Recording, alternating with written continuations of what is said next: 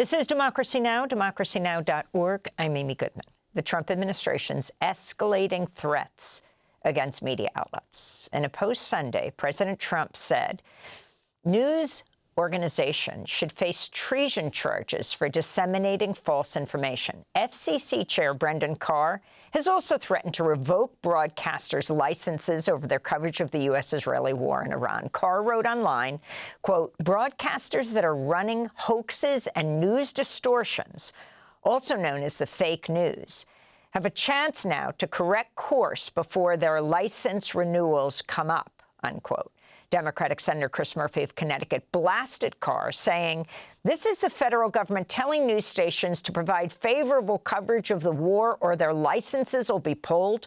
A truly extraordinary moment. We aren't on the verge of a totalitarian takeover. We're in the middle of it, Senator Murphy said. This all comes as allies of President Trump consolidate their control over several major media outlets. Paramount Skydance, poised to acquire Warner Brothers Discovery, which includes CNN and HBO. Paramount CEO is David Ellison, the son of Larry Ellison, a close Trump ally. Last week, Defense Secretary Pete Hegseth made this comment about CNN. Or more fake news from CNN. Reports that the Trump administration underestimated the Iran war's impact on the Strait of Hormuz. Patently ridiculous, of course. For decades, Iran has threatened shipping in the Strait of Hormuz. This is always what they do, hold the strait hostage. CNN doesn't think we thought of that.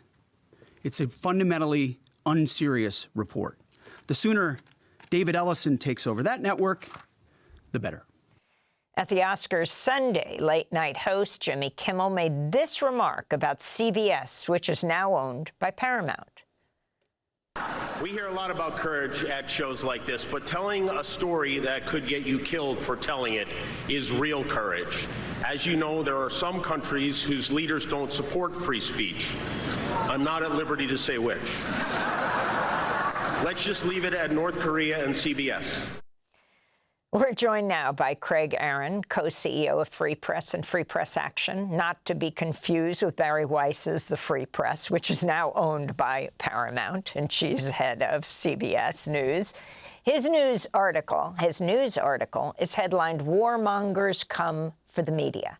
Craig, talk about the significance of this moment. Senator Murphy says we're not on the precipice or the edge of totalitarianism. We're in the midst of it. Thank you, Amy. Yeah, this is a very clear abuse of power. The idea that the chairman of the FCC would be, threatening broadcasters with losing licenses for not echoing Trump administration propaganda, the idea that the defense secretary is out there cheering on a mega merger so that Trump cronies can be put in charge of the media to get more favorable coverage. We really haven't seen anything like this in recent memory, and it has been going on throughout the Trump administration. Just a complete abuse of power by FCC Chairman Carr, performing really for an audience of one that is Donald Trump, jumping on his every utterance to saber rattle, to threaten broadcasters. And really, the threat is the point. They want these companies to be afraid. They want them to change, and they are sadly too often willing to do it in order to push through mergers, in order to get special favors, in order to guarantee their other divisions big fat government contracts. They've shown a willingness from CBS on down to warp and alter coverage to make it more favorable to the Trump administration. And as we've seen, whether it's lawyers, universities, media companies, when the bullying works, you just get more and more bullying. Craig Aaron, he's talking about threatening news organizations with treason. Presumably, this also means the journalists within them. It's extremely serious because if you are convicted of treason, you face death. You have, for example, Hegseth responding to journalists covering the death of the service members in the U.S.-Israeli attack on Iran, saying that this is unfair to cover this. You have when a reporter asked President Trump on Air Force One to talk about the deaths, for example, of the 6 service members. He goes next. He doesn't want to answer this question. Craig?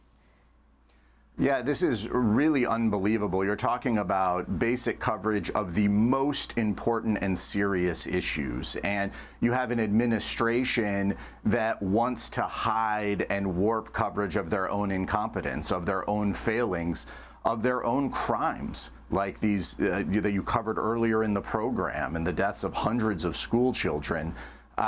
They don't want the U.S. media covering this story, and they are showing that they are willing to threaten the use of regulations, of government policy, of changing owners in order to push those media companies into silence, in order to have journalists question what stories are they going to cover, wonder if their bosses are going to back them up when they do serious reporting on the crimes of this administration, whether that's kidnapping people and sending them to other countries, whether that's launching a war. The most serious stories that we need the newsrooms with the biggest resources covering, the Trump administration is signaling, you better think twice. And unfortunately, the billionaire owners of these companies are signaling back, if you'll give us favors, if you'll give us mergers, we're willing to do your bidding. This works because the CEOs have backed off, and they're going to keep doing it until these media companies start standing up.